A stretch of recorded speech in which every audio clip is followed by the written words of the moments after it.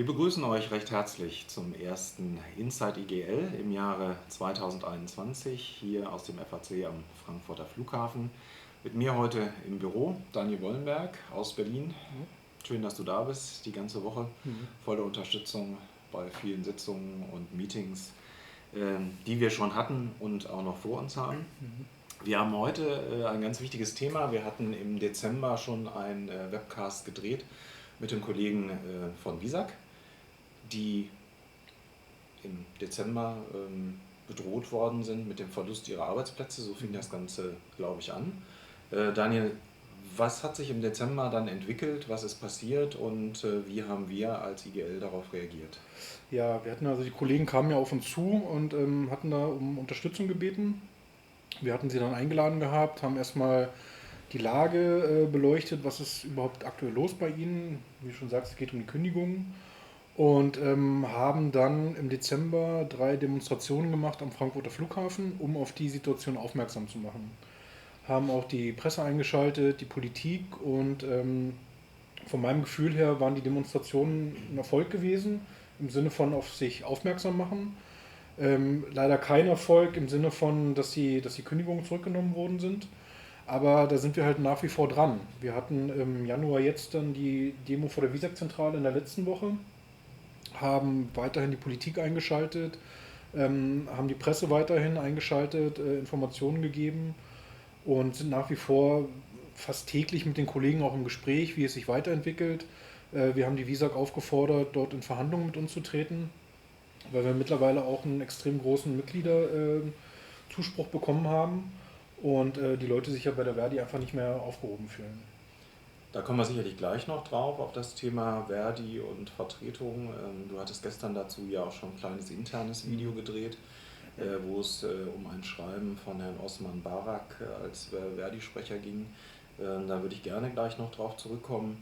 Du hast die Demonstrationen angesprochen. Wir haben letzte Woche beide Demonstrationen ja in Niederrad am Firmensitz gemacht. Ich war selber ja mit dabei. Was mich also am meisten verwundert hat, ich weiß nicht, wie es dir gegangen ist, anstatt mal nach draußen zu kommen und mit den Mitarbeitern zu reden, jetzt nehme ich mal nicht Herrn Wisser, sondern vielleicht Herrn Dietrich als Geschäftsführer, aber das ist eigentlich seine Verantwortung, stellte ich fest, dass gleich 2 Menschen der Sicherheit kamen mit Kladden und aufgeschrieben haben, welche Demonstranten stehen denn hier. Also da kann ich kurz einhaken, es war sogar Herr Dietrich unten und hat sich ein Bild davon gemacht kurz. Also er war kurz da, hat sich anscheinend auch ein paar Namen aufgeschrieben und ist dann aber wieder verschwunden. Okay. Und was mir echt negativ aufgefallen ist, dass die Leute, also diese Security, sich dann dort auch vor den Eingang positioniert hatten und so ein bisschen Drohgebärde, so von wegen, kommt hier bloß nicht rein. Und ich meine, da sind ihre Mitarbeiter, die dort demonstrieren. Also es wäre wirklich ein guter Ton gewesen, dass dort mal jemand gekommen wäre und sich zur Rede gestellt hätte. Naja, wir wollten jetzt nicht den Reichstag stürmen oder das Kapitol, also danach sah es überhaupt nicht aus. Definitiv nicht. Ich glaube, die Sprüche, die ich gehört habe, waren tatsächlich die, kommen Sie nach draußen, diskutieren Sie mit uns, stellen Sie sich dem Problem und sagen uns, warum Sie das Ganze tun und wie Sie sehen, sehen Sie nichts, weil es passierte einfach nichts. Ja. Da kann man 3-4 Stunden wirklich vor dem Firmensitz demonstrieren oder auch hier am Frankfurter Flughafen. Es sind ja viele Menschen hier auch durch das Flughafengebäude gezogen. Die Resonanz ist einfach die, dass aus meiner Sicht der Arbeitgeber sich seiner Verantwortung auch den Mitarbeitern gegenüber entzieht. Ja. Ich hatte auf die Leitbilder von Visag ja schon mal hingewiesen, möchte das heute nicht nochmal tun, weil ich glaube, die sind bestens geeignet dafür, sie in die Mülltonne zu legen, aber nicht, sie werden halt nicht gelebt. Ja. Die Frage ist, wie machen wir jetzt weiter, weil wir haben natürlich auch vor dem Firmensitz gesagt, wir hören nicht auf. Wir haben diverse Veranstaltungen unter Corona-Verordnung hintereinander bei uns hier auch in der Geschäftsstelle durchgeführt, haben Videokonferenzen durchgeführt und die Erwartungshaltung der Kollegen ist ja die, wir wollen weitermachen. Eskalierend, da kommen wir gleich auch noch drauf, vielleicht einen Hungerstreik zu machen. Die Frage ist einfach die, wie hat Visag denn in der Zwischenzeit reagiert im Dezember vor Weihnachten? Gab es irgendeine Reaktion auf die Kündigung? Also einen Punkt möchte ich vorher noch ansprechen. Du sagst, die Visag reagiert nicht, es ist aber auch die Politik. Also wir haben ja wirklich nach oben Herrn Altmaier, Herrn Scholz angeschrieben Und auch von da wird ja nichts zurückgespielt. Wir haben eine Antwort bekommen von Herrn Schombeck als Luftfahrtkoordinator in dem Bereich. Persönlich glaube ich, er hat sich unsere Briefe gar nicht durchgelesen oder hat auch gar nicht in der Presse verfolgt, was hier gerade abgeht, weil diese Antwort, die war sowas von nichts aussagend. Da muss ich mich wirklich fragen, was macht dieser Mann in dieser Position? Nix. Ich muss es wirklich sagen, er macht dort nichts und man kann sich diesen Posten auch einsparen. Um jetzt auf die Visag zurückzukommen. Es kam auch nichts zurück, es kamen keine Antworten auf unsere Briefe. Es kam leider gar nichts zurück. Es gab bei airliners.de der erste Artikel, der dort kam zu diesen ganzen Sachen. Da gab es einen Kommentar, dass es muss leider sein und der Markt wird sich im nächsten Jahr nicht so entwickeln. Das ist ein Punkt. Wir wollen auch nochmal eine Petition an den Hessischen Landtag schicken, wo wir auch diese Punkte aufgreifen wollen. Warum ist sich denn die Visag als einzige so sicher, dass hier im nächsten Sommer nichts passieren wird? Andere gehen von anderen Zeichen aus. Ich meine, gut, jetzt im Moment haben wir die Situation, dass es doch nochmal einen Schritt runter geht. Aber die Zeichen stehen ja irgendwo im Sommer, im Herbst doch Richtung, dass es wieder hochgeht. Naja, zumal ja die Unterstützung der Regierung bis zum Jahresende in Form von Kurzarbeitergeld erstmal gesichert sind. Genau. Ich kann mir also nicht vorstellen, dass die Visag so sozial denkt, dass sie sagt, wir wollen den Staat und damit die Steuerzahler damit nicht belasten mit dem Kurzarbeitergeld. Wir entlassen lieber, weil wir sehen bis 2025 gar kein Wachstum. Also wenn wir alle so reagieren würden und alle Leute in die Arbeitslosigkeit gehen würden, haben wir ja ein ganz anderes Problem. Ja. Also so sozial schätze ich die Visag überhaupt nicht ein. Ja. Aber ich habe gehört, es gibt Arbeitsverträge oder Kündigungen, Verträge, die reingegangen sind. Genau, das ist also ein Punkt, da gab es am Anfang schon Gerüchte, dass also von diesen rund 230 Leuten hintenrum versucht wurde, mit einigen Aufhebungsverträge zu machen und sie in eine neue GmbH zu stecken. Und wir haben jetzt wirklich schwarz auf weiß Verträge vorliegen, die dieses beweisen. Und ich möchte das mal kurz erklären. Also wir haben hier eine ordentliche Kündigung des Arbeitsverhältnisses vom 17.12. und einen von den betroffenen Kollegen, unterschrieben von Michael Dietrich, dem Geschäftsführer, und Hakan Senner, dem Geschäftsführer, haben als nächstes einen Aufhebungsvertrag von diesen Kollegen, auch unterschrieben von Michael Dietrich, das ist jetzt ohne Datum, und wo dieser Kollege im Grunde seine ganze Dienstzeit wegschmeißt. Ja, also was bekommt er denn, wenn er seine Dienstzeit, also alles das, was er sich erarbeitet hatte, weggeschmissen hat? Also es wird Bezug genommen auf diesen Interessenausgleich Sozialplan, diese Abfindung, die dort gezahlt wird, wo wir alle wissen, dass sie nicht hoch ist, was ja auch so ein Reizthema war, dass man hier von 3.500, genau, irgendwie so spricht. Ja. Ansonsten kann man dazu sagen, es gibt hier eine Verschwiegenheitspflicht, also der Kollege darf auch gar nicht darüber reden. Aber auch unterschrieben von Michael Dietrich, dem Geschäftsführer. Und was jetzt kommt, ist eigentlich die allergrößte Schweinerei bei dieser Sache. Dieser Kollege hat einen neuen Arbeitsvertrag unterschrieben, einen befristeten Arbeitsvertrag zwischen der Visag Ground Service Hamburg GmbH mit Sitz in Kulmbach. Und das Komische an dieser Sache ist, also es sind mehrere komische Sachen, aber ein Punkt ist zum Beispiel der Paragraph 1, 2, der Mitarbeiter versichert, dass zu keinem früheren Zeitpunkt ein Arbeitsverhältnis mit der Visag bestanden hat. Also das muss man sich hier wirklich mal auf der Zunge zergehen lassen. Wir haben hier 3 Papiere, unterschrieben vom selben Geschäftsführer, ja. Und der Mitarbeiter und der Geschäftsführer bestätigen in diesem Arbeitsvertrag, dass der betroffene Kollege nie bei der Visag beschäftigt war. Also eine glatte Lüge. Es ist eine glatte Lüge. So. Und wenn man sich das jetzt mal weiter anguckt und so, der Kollege wird unter derselben Berufsbezeichnung weitergeführt. Der Arbeitsort ist auch Frankfurt. Es wird Bezug genommen auf den Verdi-Tarifvertrag, wo ich dann noch sagen muss, also ich als tarifführende Gewerkschaft in diesem Unternehmen würde mich doch in Grund und Boden schämen, wenn ich mir diesen Prozess mal angucke und danach mein Tarifvertrag hier auch noch benutzt wird. Und da ist wirklich die Frage, wissen die, was da läuft? Also wenn ich jetzt hier einen Tarifvertrag in dieser Firma habe, muss ich doch wissen, wo der überall eingesetzt wird. Mal in die Richtung auch zurückgespielt. Ja, wahrscheinlich gilt der ja dann in dieser GmbH und davon gibt es ja bei Visag, glaube ich, viele. Das ist ja auch so ein Problem, wir haben es ja mal ein bisschen durchforstet, es sind irgendwie 340 GmbHs, also kein Mensch kann hier mehr einen Überblick haben, auch der Aufsichtsrat von 20 Personen. Und wie gesagt, also man muss es sich wirklich mal so sagen, der Kollege geht aus einem unbefristeten Arbeitsverhältnis, auch wenn es vorher gekündigt wurde, in ein befristetes Arbeitsverhältnis, was erstmal für ein Jahr weitergeht. Und also es stinkt zum Himmel, diese ganze Sache, muss man einfach so sagen.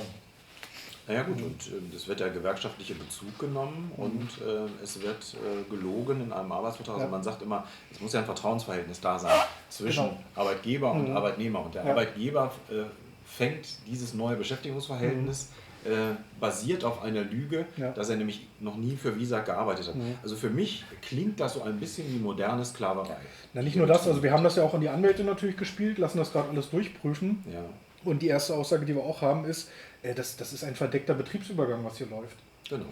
Punkt. Und der Ratschlag, wir beschäftigen mittlerweile bei der IGL 3 Anwälte zeitgleich mit dem Thema Visag und Flughäfen. Ja.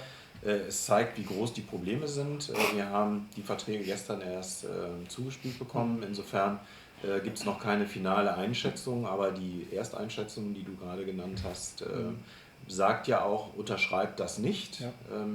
Lasst es bitte bleiben. Wir können natürlich auch verstehen, da werden mit Existenzen gespielt. Stehst du vor der Arbeitslosigkeit oder vertraust du tatsächlich diesem neuen Arbeitsvertrag, der, ich wiederhole es nochmal, für mich moderne Sklaverei ist, weil für mich ist ja klar, in 1-2 Jahren passiert das Gleiche nochmal. Das heißt, man wird immer wieder weitergereicht, alle Besitzstände werden zurückgenommen und die Gewerkschaft, die dafür zuständig ist, gibt ihren Tarifvertrag auch noch dafür her, dass das gemacht werden kann. Ja. Also genau. Unbegreiflich. Ja. Du hattest ja vorhin noch angesprochen, was sind die nächsten Schritte? Also wir haben ja gestern auch darüber gesprochen gehabt. Nach wie vor ist ja dieses Thema Hungerstreik, was ja ganz am Anfang schon ein Thema war. Das ist noch nicht vom Tisch. Also es gibt wirklich Kollegen, die so verzweifelt sind, dass sie diesen Schritt immer noch gehen wollen. Ja, wir hatten das ja eigentlich versucht ein bisschen abzumoderieren, weil ich hatte mal versucht zu googeln und zu gucken, wann gab es den letzten Hungerstreik hier in Deutschland. Da muss es Google noch nicht gegeben haben zu dem Zeitpunkt, weil man findet da zu wenig. Ja. Und zu so einer Maßnahme zu greifen, zeigt natürlich gerade in diesen Zeiten, die ja für alle schwierig sind, wie verzweifelt diese Menschen sein müssen. Und ehrlich gesagt, so wie ich sie jetzt am Montag hier bei uns erlebt habe, glaube ich auch nicht, dass wir die noch lange davon abhalten können. Nein. Und das soll nicht als Drohung verstanden werden, weil wir als Gewerkschaft möchten am Tisch Probleme lösen und nicht Menschen im Hungerstreik sehen, weil so weit zurück wollen wir eigentlich in die Geschichte nicht gehen. Ja. Aber was haben wir denn noch auf dem Schirm, was wir machen? Also natürlich nochmal eine Demonstration ist geplant. Ja. Jetzt ist natürlich die aktuelle Corona-Situation, die uns hier irgendwo in den Riegel, also man darf natürlich demonstrieren, das ist nach wie vor Grundrecht, aber ich denke auch, wir sollten jetzt mal für 2 Wochen auch das mal ein bisschen runterfahren, um der Situation vielleicht auch gerecht zu werden. Ja, dazu kommt ja auch noch, zumindest habe ich so erlebt, viele Menschen, viele der Beschäftigten bei Visag, die das Schicksal jetzt getroffen haben, macht das krank. Also nicht nur erkältungsmäßig krank, ich spreche auch nicht über Corona, sondern psychisch krank. Ja. Die sind am Ende, die sind verzweifelt und müssen sich auch krank melden, weil nämlich, das wisst ihr alle selber, wenn du entlassen bist, fällst aus der Kurzarbeit, das heißt, du musst wieder voll arbeiten. Ja. Diese Menschen fahren Treppen, die beladen unsere Flugzeuge und was passiert, wenn du unter einem so hohen Druck arbeitest, passieren Fehler. Ja. So, sie melden sich krank, logischerweise, wollen dann auch nicht an Demonstrationen teilnehmen. Also die Verzweiflung ist erheblich groß. Ja. Gut, lassen wir mal in der Pipeline. Genau, also wir haben das nach wie vor auf dem Schirm, das Thema mit der Demonstration. Wir haben nach wie vor die Anwälte am Laufen, die das alles prüfen. Kündigungsschutzklagen. Wir reden ständig mit den Kollegen. Also wir haben da schon mehrere Sachen in Arbeit. Wir haben morgen zum Beispiel auch eine Videokonferenz mit der SPD hier in Hessen, wo wir das ganze Thema auch nochmal aufarbeiten wollen. Und das ist auch so ein Punkt. Also wir haben es ja in Richtung Linke, Jusos, SPD, CDU, FDP gespielt. Was mich gewundert hatte, es kam, was ist da los? Und auf einmal kam dann wieder nichts. Also man hat auch das Gefühl, dass hier irgendwo jemand zurückgepfiffen wird teilweise. Ja, bei der Presse ist das Bei der Presse ist das massiv aufgefallen bei der letzten Demo. Wir hatten Zusagen, wir kommen. Ja. Und auf einmal dann, wir haben doch noch andere Termine. Das wundert einen. RTL war da, hat ja auch live gesendet, glaube ich. Du hast ein Interview gegeben, ansonsten war es da relativ ruhig. Du sagst, wir haben eine Videokonferenz mit der SPD, die sich da vielleicht für einsetzen will oder sich mal informieren will. Habe ich immer so ein grummeliges Gefühl bei, tatsächlich, weil man sich mal eine Drucksache des Deutschen Bundestages ansieht. Wenn man sieht, dass genau dieser Arbeitgeber, nämlich Klaus Wisser, 49.500 Euro als Spende an die SPD gegeben hat, also auch gerade mal unter dem Satz, wo man das Ganze angeben müsste. Da stelle ich mir immer die Frage, wie frei arbeiten die Politiker denn noch, die ja auch zum Teil von den Spenden abhängig sind, und was soll das bringen? Also ich habe ein grummeliges Gefühl dabei. Ja, wir werden es morgen definitiv ansprechen. Ja. Es gibt ja diesen schönen Spruch, beiß nicht die Hand, die dich füttert. Ja. Genau. Und wenn man sich halt mal die Rechenschaftsberichte anguckt, ist diese Summe von knapp 50.000 Euro, das ist schon mit die Höchstsumme von Leuten, die dort bezahlen. Und, also auf der DIN A4-Seite ist es tatsächlich die höchste, weil da sind Beträge zwischen 11.000 und 13.000 maximal, und da sticht 49.500 natürlich erheblich hervor. Und jetzt ist es ja so, dass Klaus Visser ist ja bekennendes SPD-Mitglied. Ja. Und was wir in diesem Ganzen noch nicht so ganz überblickt haben, welchen Einfluss hat der Senior hier noch auf den Junior? Weiß der Senior überhaupt, was hier in seinem Unternehmen, was er aufgebaut hat, was hier läuft? Das wissen wir ja auch nicht. Also, und das ist, glaube ich, so ein Punkt, wo wir auch rangehen müssen, Klaus Visser wirklich mal zu informieren, was hier mit seiner Firma passiert. Ja. Definitiv. Kann nicht in seinem Interesse sein, glaube ich, solche Geschichten. Vor allem nicht als SPD-Mann. Ich meine, die SPD steht für Politik, für die Arbeiter, und das, was hier läuft, ist ja genau das Gegenteil. Also das beißt sich dermaßen. Ja. Ja, eigentlich schade, nicht? Aber wir werden alle Mittel zumindest ausnutzen, alle Möglichkeiten, werden mit den Kollegen auch nochmal ins Gespräch gehen, wie sie das Ganze sehen und weitermachen wollen, und morgen einfach mal die Gespräche mit der Politik abwarten, sofern sie denn zielführend sind. Das werden wir uns anschauen. Demonstrationen sind noch geplant. Ja. Und dann natürlich auch verbunden die Hoffnung, und dazu möchten wir Herrn Dietrich an dieser Stelle nochmal auffordern, mit uns in Gespräche einzusteigen. Wir wollen zu Lösungen kommen, Lösungen, die für beide tragbar sein müssen. Ja. Also wir sind als Gewerkschaft jetzt nicht so abgehoben, dass wir sagen, wir sehen die Krise nicht, wir fordern eine Gehaltssteigerung und. Uns wäre jetzt erstmal wichtig, die Arbeitsplätze der Menschen zu sichern, uns anzuschauen, auch mit ein bisschen Weitsicht, wie verändert sich die Luftfahrt durch Corona. Das wird, und da gebe ich Wiesack ja recht, sicherlich nicht dieses Jahr gelöst sein. Definitiv. Das wird ein Prozess sein, der längere Zeit dauert, aber das kann man mit Krisentarifverträgen ja durchaus covern. Machen andere Fluggesellschaften ja auch. Wir nehmen mal die Lufthansa im Technikbereich, gibt es einen Krisentarifvertrag, bei dem fliegenden Personal gibt es einen. Warum soll es keinen für Visa geben, den wir anwenden, um diese Tarifflucht, die einfach einzudämmen? Ja. Es ist ja nicht nur Tarifflucht. Also ich meine, wenn ich so weit denke als Gesellschaft, dass ich hier eine neue Firma nehme, dann denke ich doch eigentlich einen Schritt weiter und sage mir ja auch, na, die Arbeit wird ja da sein, sonst würde ich das ja nicht machen. Dann hätte ich diesen Menschen ja wirklich gekündigt. Eigentlich ein guter Impuls, den du da gerade setzt. Wenn alle ja zu viel sind, brauche ich die Gesellschaft gar nicht zu gründen. Ist eigentlich sehr widersprüchlich, ja, stimmt, genau.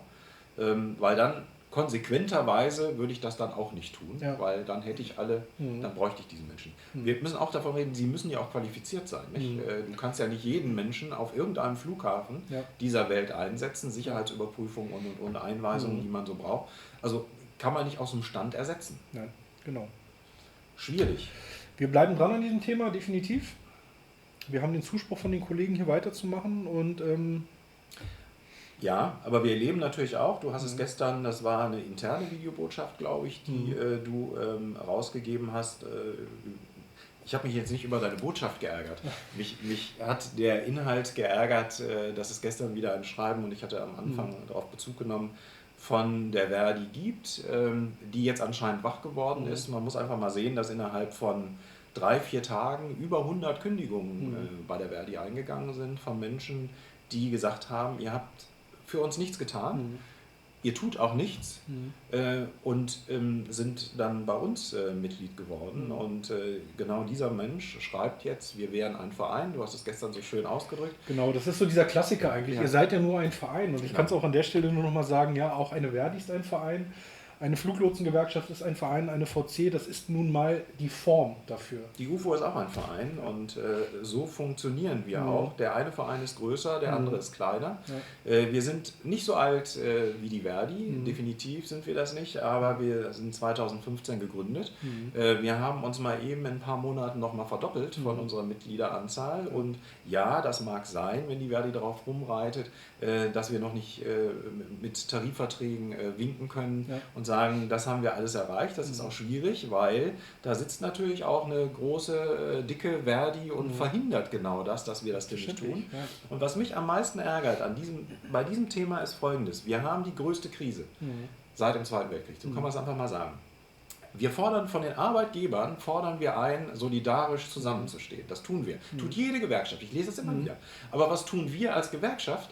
Wir tun genau das nicht. Und das ärgert mich total. Das heißt, wir haben Anfragen gemacht, viele, ich war ja dabei, mit der Verdi zusammen das zu wuppen. Unsere Mitglieder gemeinsam zu vertreten. Gemeinsam. Und es ist auch völlig egal, wer hinterher da unterschreibt. Aber wir wollen was für die Leute tun. Und was machen sie? Nichts. Wir haben sie zu unserer Demo eingeladen. Ja. Kommt vorbei, ihr dürft sprechen. Ja. Macht mit uns zusammen. Ja. Sie sind A nicht gekommen und B haben sie noch nicht mal darauf geantwortet. Genau. Und so welche Menschen setzen sich jetzt hin und schreiben an ihre ehemaligen Mitglieder, muss man ja mal sagen. Jetzt werden sie nämlich wach, weil das tut weh, werden über 100 Menschen austreten. Sie sollen wieder zurückkommen. Wir haben noch keine Abschlüsse und sie appellieren an die starke Zusammenarbeit und sollen sich das war gestern gut formuliert von dir, Fehlinformationen nicht von Emotionen leiten lassen. Ja. Emotionen, die Menschen verlieren ihren Arbeitsplatz, die Gewerkschaft, bei der sie organisiert sind, tut nichts und die sollen keine Emotionen haben. Ja. Liebe Kollegen der Verdi, doch, Emotionen sind da genau an der richtigen Stelle und die gehören da auch hin. Und wenn ihr bei der Verdi nur agiert, wenn es Emotionen gibt, dann tut mir das wirklich leid. Ja. Also wir können das gerne zusammen machen und das ist nochmal die Aufforderung auch an alle Gewerkschaften. Weil wir erleben das ja jetzt nicht nur, und das soll so nicht verstanden werden, wir machen hier ein Verdi-Bashing, sondern bei den Kollegen der VC, bei der GDF, bei der UFO ist es ja nicht anders. In dieser Zeit abgegrenzt zu agieren und nicht über den Tellerrand zu gucken, ist für mich das falsche Zeichen in Richtung Arbeitgeber, als auch an alle Mitglieder. Ja. Hier ist Gemeinsamkeit gefragt und hier ist es scheißegal, wer unterschreibt. Wichtig ist hinterher, dass wir was für die Menschen erreicht haben. Ja. Und dann können wir irgendwann auch mal wieder feiern. Also ich muss es einfach mal loswerden. Definitiv. Und das ist ja auch so ein Punkt, den ich auch in den internen Gesprächen manchmal sage. Wir leben in einer Demokratie. Wir haben eine Freiheit, eine Koalitionsfreiheit. Und in der Politik ist es genauso. Es gibt mehrere Parteien. Ja, ich wähle das eine Jahr die Partei, die haben ein gutes Programm. Dann gefällt mir der nicht. Vielleicht gehe ich dann in eine andere Partei. Warum soll es bei Gewerkschaften nicht auch möglich sein, demokratisch miteinander umzugehen und zu arbeiten? Koalition zu bilden. Was die Verdi hier macht, ist sowas von undemokratisch. Sie versuchen uns überall wirklich aus dem Rennen zu schießen mit irgendwelchen komischen Zetteln und irgendwelchen komischen Argumenten. Ich verstehe es nicht. Ich verstehe es leider nicht. Nee, müssen wir, glaube ich, auch nicht verstehen, aber vielleicht zeigt die Zeit, dass wir ein bisschen weitergedacht haben und deswegen die Aufforderung auch nochmal an alle, die zuschauen, weil mittlerweile ist es nicht so, dass IGL Insight nur unsere Mitglieder erreicht, sondern auf dem YouTube-Channel auch über 4.000, 5.000 Mal angeklickt wird. Das zeigt auch, dass wir das richtige Format gewählt haben, um mit euch in den Austausch zu gehen, gerne auch mit den Arbeitgebern, die zum Teil schauen, das habe ich mittlerweile auch schon mitbekommen. Fragen, Anregungen wie immer unter webcast.igl.aero. Wir versuchen auch bei dem Thema Visag weiterzumachen. Da ist sehr viel Power drin. Das ist, glaube ich, so die erste Gruppe, die ich erlebe, die nicht nur ums Überleben kämpft, sondern die auch sehr solidarisch zusammenstehen und versuchen, miteinander zu einem Ergebnis zu kommen. Wir als IGL bieten ihnen da die Plattform, das werden wir auch weiter tun. Wir müssen, und da sind uns die Hände ein bisschen gebunden aufgrund der Corona-Krise, das, was wir vorgehabt haben zu tun, ist halt im Moment nicht möglich. Insofern gehen wir den Weg der kleinen Schritte und hoffen trotzdem, dass es hinterher für die Mitarbeiter gut ausgeht. Und deswegen, Herr Dietrich, Herr Wisser, nochmal der Appell an Sie, setzen Sie sich mit uns zusammen, versuchen Sie zu Lösungen zu kommen für die Menschen. Sie sitzen auch in einer Verantwortung, Sie haben sie. Werden Sie bitte dieser Verantwortung gerecht und sorgen Sie dafür, dass Ihre Mitarbeiter nicht in Alternativfirmen untergebracht werden, Sie Ihr Leitbild schon mit dem Arbeitsvertrag verleugnen müssen, weil genau das tun Sie nämlich mit der Unterschrift unter diesem Vertrag, und werden Sie sich mal Ihrer menschlichen Komponente bewusst, die hier an dieser Stelle super wichtig ist. Daniel, möchtest du den Kollegen noch was mitgeben? Bleibt gesund. Wir haben jetzt lange gesprochen. Ich glaube... Ja.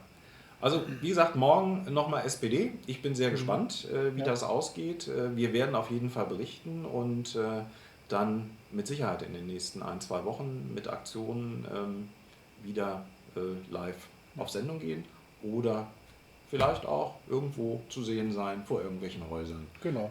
wo wir unser Unmut kundtun. So ist es. Ansonsten lieben Dank euch fürs Zuschauen. Vielen Dank. Schönen Tag, bleibt gesund. Tschüss. Bis bald.